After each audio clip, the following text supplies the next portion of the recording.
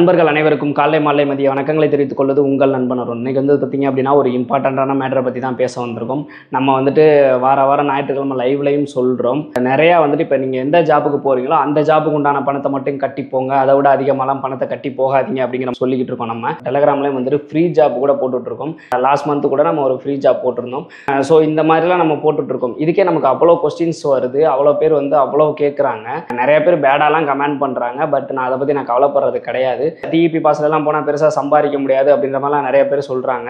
கரெக்டான அமௌண்ட் சொல்லி அதை கட்டுறதுக்கே நிறைய பேர் வந்து ரொம்ப தயங்கிட்டு இருக்கப்ப ஒரு சில பேர்லாம் வந்துட்டு வேற மாதிரியெல்லாம் இருக்கிறாங்க. அது எப்படிங்க, இந்த ஆடியோவை கேட்டிங்க அப்படின்னா வந்து உங்களுக்கு புரியும். அதுக்குண்டான ரிப்ளே தான், அந்த ஆடியோக்கு உண்டான ரிப்ளே தான் இந்த வீடியோவில் பார்க்க போகிறோம். ஸோ இந்த வீடியோவை கடைசி வரைக்கும் பாருங்கள். இவருக்கு நடந்தது உங்களுக்கு நடந்துடக்கூடாது அப்படின்ற ஒரு அவேர்னஸாக தான் இந்த வீடியோ போடுறேன்.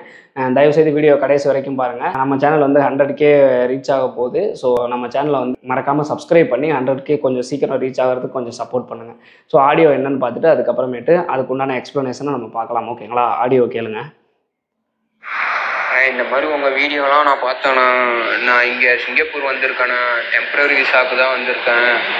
எனக்கு எஸ்பாஸ் அப்ளை பண்ணுறேன்ட்டு 4 லட்ச ரூபா நான் கட்டினேண்ணா ஏஜென்ட்டுக்கிட்ட. ஏஜென்ட் ஒரு இதுவும் சொல்ல மாட்டுறாருண்ணா. எனக்கு ஏதாச்சும் ஒர்க் கிடைக்குமாண்ணா?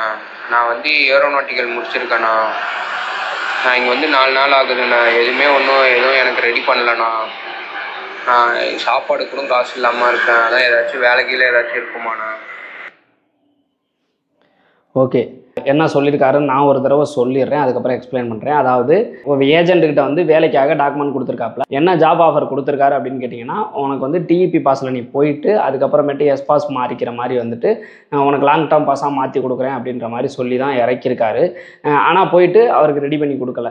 ஆனால் இதில் வந்துட்டு பார்த்தீங்க அப்படின்னா வந்துட்டு நான் வந்து 4 நாள் தான் ஆகுது அப்படிங்கிற மாதிரி சொல்லியிருக்காங்க. ஓகேங்களா? இதில் ஹைலைட்டே என்ன அப்படின்னு கேட்டிங்கன்னா, 4 லட்ச ரூபா பணம் கட்டியிருக்காரு டிஇபி பாஸில் போகிறதுக்கு. நான் வந்து தலையால் அடிச்சுக்குவேன். என்ன அடிச்சுக்குவேன் அப்படின்னு கேட்டிங்கன்னா, எல்லாத்தையும் சொல்கிறது என்னன்னா, நீங்கள் டிஇபி பாஸில் போகிறீங்கன்னா நீங்கள் என்ன பாஸில் போகிறீங்களோ அதுக்கு மட்டும் பணம் கட்டுங்க அப்படின்ற மாதிரி. இது மாதிரி மட்டும் கிடையாது. ஒரு சில பேர் என்ன பண்ணுறாங்க அப்படின்னு கேட்டிங்கன்னா, பிசிஎம் பர்மிட்டில் போயிட்டு அங்கே டெஸ்ட் அடிக்கலான்னு சொல்லி 5 லட்சம் 4.5 லட்சம் 6 லட்சம் இந்த மாதிரிலாம் வாங்கிட்டு இருக்காங்க. இன்னொருத்தரெல்லாம் பார்த்தீங்கன்னா, ஒருத்தர் எஸ்பாஸை போட்டு எஸ்பாஸே வந்துருச்சு அவருக்கு, அங்கே போய் டெஸ்ட் அடிக்கலான்னு சொல்லி 9 லட்சம் ரூபா கேட்டிருக்காப்புல. ஸோ வந்து இந்த மாதிரிலாம் பண்ணையில நான் தெளிவாக சொல்லுவேன், நீங்கள் எந்த பாஸுக்கு போகிறீங்களோ அதுக்கு மட்டும் பணம் கட்டுங்க அப்படிங்கிற மாதிரி சொல்லுவேன். ஆனால் வந்து அதை நிறைய பேர் வந்து புரிஞ்சிக்கவே மாட்டேங்கிறாங்க. ஸோ ஃபஸ்ட்டு இவருக்கு உண்டான ரிப்ளே வந்து பார்த்துடலாம், அதுக்கப்புறம் என்ன பண்ணணும் அப்படிங்கிற மாதிரி பார்க்கலாம். ஃபஸ்ட்டு பார்த்தீங்க அப்படின்னா, இவர் என்ன சொல்லியிருக்காருன்னா, வந்து 4 நாள் தான் ஆகுது அப்படிங்கிற மாதிரி சொல்லியிருக்காங்க. எல்லாருமே ஒரு விஷயம் நல்லா தெரிஞ்சுக்கங்க. போனோன்னு பார்த்தீங்க அப்படின்னா வந்துட்டு உங்களுக்கு வந்துட்டு புது இடம், புது பிளேஸ், என்ன ஏதுன்னே தெரியாது. பணம் வேற வந்து நீங்கள் நிறைய அமௌண்ட் கட்டிட்டு போயிருக்கிறதுனால, அது வந்து நீங்கள் கடன் வாங்கி தான் கட்டிட்டு போயிருக்கிறதுக்கான வாய்ப்புகள் நிறையா இருக்கிறதுனால உங்களுக்குள்ள ஒரு பயம் இருக்கும். இந்த பணத்தை நம்ம எப்படியாவது சம்பாரிச்சிடணும், நல்லபடியாக வேலை அமையுமா அமையாதாங்கிற நிறையா கொஸ்டின்ஸ் இருக்கும். ஸோ அங்கே பார்த்ததுக்கு அப்புறமேட்டு பார்த்தீங்க அப்படின்னா வந்துட்டு புது இடம், புது ஆளுங்க, புது வேலை இடம் எல்லாமே டோட்டலாக மாறும். இன்க்ளூடிங் டைம் அதை கொண்டு மாறுறதுனால உங்களுக்கு வந்து ஒரு பயம் உங்களை வந்து சூழ்ந்துக்கும். ஓகேங்களா? ஒரு பயம் வந்துடும்.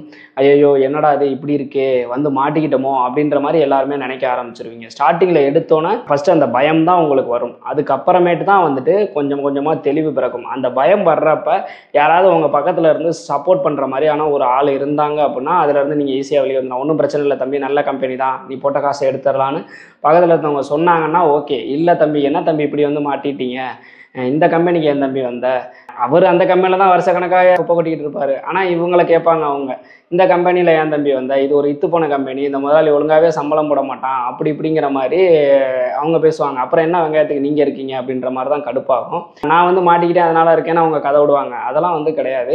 ஒரு சில பேர் வந்துட்டு நான் சரியே இல்லைனாலும் சமாளிச்சிடலாம் வான்னு சொல்லி கூட கூட்டிகிட்டு போகிறவங்களும் இருக்கிறாங்க. ஆனால் வந்து பல பேர் பார்த்தீங்க அப்படின்னா அந்த மாதிரி டிமோட்டிவேட் பண்ணுற மாதிரி தான் ஆள் இருப்பாங்க. ஸோ வந்துட்டு நீங்கள் அதெல்லாம் வச்சு எதுவுமே முடிவு பண்ணிடாதீங்க. நல்லா இருக்குது அப்படி நல்ல கம்பெனி தான் சொன்னாலும் நீங்கள் முடிவு பண்ணிடாதீங்க.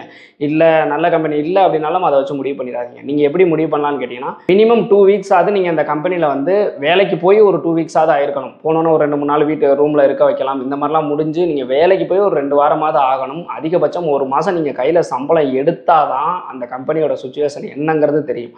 அது வரைக்கும் வந்து நீங்கள் எந்த அசம்ஷனுக்குமே வரக்கூடாது. ஓகேங்களா? இவர் வந்து போய் 4 நாள்லேயே புலம்புறாரு அப்படின்னா ஃபஸ்ட்டு இவரோட புலம்பல் பார்த்தீங்கன்னா பயத்தில் வர்றது. ஓகேங்களா? ஆனால் எஸ்பாஸ் இபாஸ் வந்து வாங்கி தரேன்னு இவ்வளோ அமௌண்ட் கட்டியிருக்காரு பார்த்தீங்களா, இது மிகப்பெரிய தப்பு. யாராலுமே இந்த தப்பை பண்ணாதீங்க. ஓகேங்களா? எப்படின்னா ஒரு விஷயம் நல்லா தெரிஞ்சுக்கங்க. எஸ்பாஸ் இபாஸ் நீங்கள் டிஇபி பாஸில் போய் மாறுறது அப்படிங்கிறது பார்த்தீங்கன்னா அதில் என்னென்ன சிக்கல் இருக்குது அப்படிங்கிறத சொல்லிடுறேன். இப்போ டிஇபி பாஸில் நீங்கள் போகிறீங்கன்னு வச்சுக்கோங்களேன், போயிட்டு நீங்கள் நல்லா ஃபஸ்ட்டு ஒர்க் பண்ணணும். பாஸுக்கு உங்களை பிடிச்சிருக்கணும். ஓகேங்களா? அவர் வந்து டிஇபி பாஸில் வரட்டும். ஒரு சில முதலாளிகள் இந்த இதை பண்ணுறாங்க. எப்படின்னு கேட்டிங்கன்னா, டிஇபி பாஸில் வரட்டும், வந்து ஒர்க் பண்ணட்டும், எனக்கு பிடிச்சிருந்துச்சுன்னா நான் மாற்றிக்கிறேன் அப்படிங்கிற மாதிரி பண்ணுறாங்க. ஓகேங்களா? போனதுக்கு அப்புறமேட்டு ஃபர்ஸ்ட் பாஸுக்கு உங்களை பிடிச்சிருக்கணும். அடுத்ததாக பார்த்தீங்க அப்படின்னா வந்துட்டு அந்த வேலை உங்களுக்கு பிடிச்சிருக்கணும். ஓகேங்களா? நீங்கள் பார்க்குற வேலை உங்களுக்கு பிடிச்சிருக்கணும். அடுத்ததாக பார்த்தீங்க அப்படின்னா, சப்போஸ் உங்கள் பாஸே வந்து உங்களுக்கு வந்து டிஇபி பாஸ்லேருந்து எஸ்பாஸோ இபாஸோ என்டிஎஸ் பர்மிட்டோ மாற்றுறதுக்கு வந்து முடிவு பண்ணிட்டாங்க அப்படின்னா அதுக்கு வந்துட்டு கோட்டா இருக்கணும். அடுத்ததாக பார்த்தீங்க அப்படின்னா எம்ஓஎம் சப்போர்ட் பண்ணணும். எம்ஓஎம் சப்போர்ட் பண்ணுறது அப்படின்னா எம்ஓஎம் அப்ரூவல் பண்ணணும். ஓகேங்களா? எம்ஓஎம் அப்ரூவல் பண்ணால் தான் உங்களுக்கு மாறும். இதில் ஏதாவது ஒன்று வந்து தவறுனாலும் திருப்பி இந்தியாவுக்கு வர வேண்டியதான். சப்போஸ் நல்லா ஒர்க் பண்ணுறீங்க, கம்பெனியில் கோட்டா இருக்குது, எல்லாமே இருக்குது, ஆனால் உங்களுக்கு பாஸுக்கு உங்களை பிடிக்கலை அப்படின்னா நீங்கள் திருப்பி வந்துடுவீங்க. அடுத்தது உங்களுக்கு அந்த வேலை பிடிக்கலை அப்படின்னாலும் கண்டிப்பாக உங்களால் இருக்க முடியாது, திருப்பி வந்துடுவீங்க.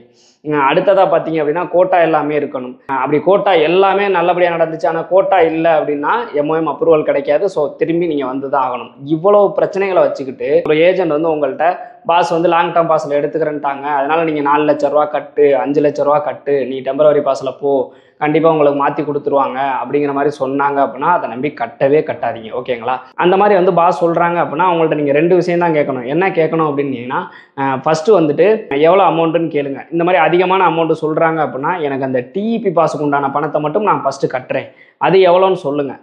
அதை நான் கட்டிட்டு அங்கே போயிட்டு எனக்கு அப்ரூவல் கிடச்சிச்சு, அப்ளை பண்ணி அப்ரூவல் கிடச்சிச்சுன்னா நான் பேலன்ஸ் அமௌண்ட் கட்டுறேன் அப்படிங்கிற மாதிரி சொல்லணும். இன்னொன்று, ஒரு உதாரணத்துக்கு அவர்கிட்ட ஏஜென்ட் இப்படி தான் சொல்லணும். சார் ஒரு உதாரணத்துக்கு நான் உங்கள்கிட்ட கேட்குறேன், சப்போஸ் அங்கே போயிட்டு எனக்கு எம்ஓஎம் அப்ரூவல் பண்ணல, இல்லை பாஸ் எனக்கு பிடிக்கல, இந்த மாதிரி ஏதாவது ஒன்று, நான் 4 லட்ச ரூபா பணம் கட்டிட்டு நான் போகிறேன் அப்படின்னா அந்த அமௌண்ட்டை வந்து நான் சம்பாதிக்க முடியாது. அந்த 3 மாதத்துலையோ 4 மாதத்துலையோ கண்டிப்பாக நான் போட்ட அமௌண்ட்டை எடுத்துருக்க முடியாது. 2 லட்சமோ 2.5 லட்சமோ 3 லட்சமோ தான் சம்பாரிச்சிருப்பேன். 3 மாதம் நான் கஷ்டப்பட்டு அங்கே வேலை பார்த்தே அதில் பாதி அமௌண்ட்டு தான் நான் சம்பாரிச்சிருக்க முடியும். அப்படின்ற பட்சத்தில் நான் எப்படி வந்துட்டு இந்த 4 லட்சத்தை நான் சம்பாதிக்க முடியும்? சப்போஸ் நான் வந்துட்டேன் அப்படின்னா அந்த அமௌண்ட்டுக்கு யார் பொறுப்பு அப்படிங்கிற மாதிரி நீங்கள் கேட்கணும். அதுக்கு நான் பொறுப்புப்பா, நான் கொடுத்துருவேன்னா வாய் வார்த்தையெல்லாம் இல்லை, நீங்கள் எழுதி தருவீங்களா, இல்லை உங்களோட ஷூரிட்டி ஏதாவது கொடுப்பீங்களா, செக்லிப் கொடுப்பீங்களா, இந்த மாதிரிலாம் வந்து நீங்கள் கேட்கணும். கேட்டால் அவங்க ஒத்துக்கவே மாட்டாங்க.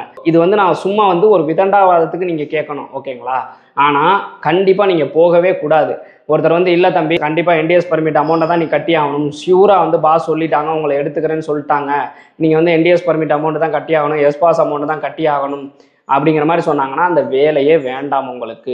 அந்த வேலைக்கு போகவே போகாதீங்க. அப்படி நீங்கள் போனீங்க அப்படின்னா இப்படி தான் இந்த வாய்ஸை கேட்டீங்க பார்த்தீங்களா, இவரை மாதிரி தான் வந்து நீங்கள் மாட்டிட்டு முழிக்கிறதுக்கான வாய்ப்புகள் ரொம்ப அதிகமாக இருக்குது. ஓகேங்களா? அதுலேயும் ஒரு சில ஏஜென்ட்டுகள்லாம் வந்துட்டு பணம் வந்து நீங்கள் ட்ரான்ஸ்ஃபர் பண்ணுற வரைக்கும் ஒரு நாளைக்கு 10-20 கால் வரும். பணத்தை நீங்கள் மாற்றினதுக்கு அப்புறமேட்டு காலே உங்களுக்கு வராது. அதே ஒரு சில ஏஜென்ட் இருக்காங்க, கரெக்டாக உண்மையை பேசி மட்டுமே இறக்குவாங்க, சொல்லிடுவாங்க 4 லட்சம் கட்டையிலையுமே வந்துட்டு. இப்போ கரெக்டான ஏஜென்ட் எப்படி தெரியுமா பண்ணுவாங்க, உண்மையாமே கம்பெனி வந்து எடுத்துக்கிறாங்க அப்படின்னா ஃபஸ்ட்டு அமௌண்ட்டே கேட்க மாட்டாங்க. அப்படி வாங்குறாங்க அப்படின்னா, தம்பி இந்த மாதிரி வந்து அமௌண்ட் வாங்குறேன், அங்கே போயிட்டு நீ கன்ஃபார்ம் ஆகிட்ட அப்படின்னா ஓகே, அப்படி கன்ஃபார்ம் ஆகலை அப்படின்னா டிபி பாஸுக்கு உண்டான அமௌண்ட்டை மட்டும் நான் எடுத்துக்கிட்டு மீதி அமௌண்ட்டை அவன்கிட்ட செட்டில் பண்ணிடுறேன் அப்படின்னு கரெக்டான ஏஜென்ட்னா கண்டிப்பாக சொல்லுவாங்க. அப்படி சொல்கிறவங்க கண்டிப்பாக செய்வாங்க. ஆனால் நீங்கள் அப்படி கட்டி போகவே போகாதீங்க. ஏன்னு கேட்டிங்க அப்படின்னா இப்போ அப்ரூவல் கிடைக்கிறது ரொம்ப சிரமமாக இருக்குது சிங்கப்பூரில். ஸோ கண்டிப்பாக கிடைக்கும் அப்படிங்கிறது டவுட் தான். ஸோ டிஇபி பாஸில் போயிட்டு, அதுவுமே டிஇபி பாஸ்லையுமே பார்த்தீங்க அப்படின்னா நீங்கள் சம்பாதிக்கிற அமௌண்ட்டு கண்டிப்பாக ஒரு 1 லட்சமாவது நீங்கள் எக்ஸ்ட்ரா எடுத்துகிட்டு வர்ற மாதிரி இருக்கணும். ஸோ கால்குலேட் பண்ணி சேலரியை கால்குலேட் பண்ணி பார்த்துட்டு, கட்டுற அமௌண்ட்டை கால்குலேட் பண்ணி பார்த்துட்டு, டிக்கெட் அமௌண்ட்டு, அங்கே ஃபுட் அண்ட் அக்கமடேஷன் எல்லாத்தையுமே நீங்கள் பார்த்துட்டு அதுக்கப்புறமேட்டு நீங்கள் மூவ் பண்ணீங்க அப்படின்னா ஒரு 1 லட்சமாவது ப்ராஃபிட் இருக்கிற மாதிரி நீங்கள் கால்குலேஷன் பண்ணி பார்த்துட்டு, ஓகே இதில் வந்து போனால் ப்ராஃபிட் கிடைக்கும் அப்படின்ற மாதிரி தெரிஞ்சிச்சுன்னா மட்டும் போங்க, இல்லைனா தயவு செய்து போகாதீங்க. ஓகேங்களா? அப்படி போனீங்கன்னா இந்த மாதிரி அதிகமான அமௌண்ட்டை கட்டிட்டு லாக் ஆகிட்டு முடிச்சுட்டு இருக்க வேண்டியதான். தயவு செய்து இந்த மாதிரி தப்பை நீங்கள் பண்ணவே பண்ணாதீங்க. ஓகேங்களா? ஸோ இதில் வேறு ஏதாவது உங்களுக்கு டவுட் இருந்துச்சு அப்படின்னா கமெண்ட் செக்ஷனில் கேளுங்க, கண்டிப்பாக வந்து நான் உங்களுக்கு எக்ஸ்பிளைன் பண்ணுறேன். இந்த மாதிரியான இன்ஃபர்மேஷன்லாம் தெரிஞ்சுக்கணும்னு நினச்சின்னா மறக்காம நம்ம சேனலை சப்ஸ்கிரைப் பண்ணி வச்சுக்கோங்க. மீண்டும் ஒரு வீடியோவில் சந்திப்போம். பாய்.